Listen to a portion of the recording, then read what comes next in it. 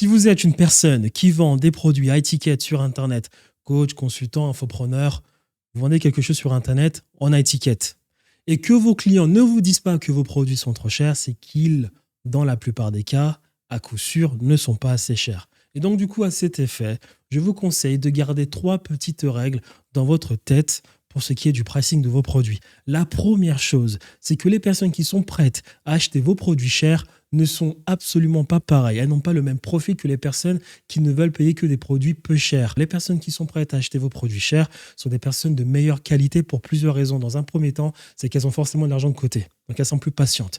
Elles ont fait de l'argent comment? En comprenant le business. Donc, elles savent que le business, ça prend du temps, qu'il faut être patient, qu'il y aura des hauts et des bas et que rien n'est garanti. Elles le savent. Or, une personne qui n'a pas assez d'argent mais qui paye des produits chers, elle a des attentes hors sol. Et en plus de cela, les chances que cette personne soit déçue si vous n'arrivez pas à atteindre l'objectif annoncé à cette personne, elles sont élevées, ces chances.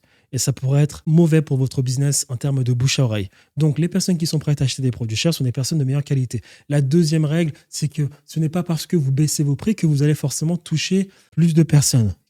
D'accord ? Pour toucher un certain nombre de personnes, tout dépend de votre capacité à générer de l'attention. Donc, si vous touchez 100 personnes, vous vous doutez bien qu'en baissant les prix, vous allez faire moins d'argent. Donc, ne pensez jamais qu'en baissant vos prix, vous allez toucher plus de personnes et qu'en plus de cela, les personnes, en ayant vu vos produits plus bas, elles vont se mettre à acheter. Parce que tout n'est que valeur perçue.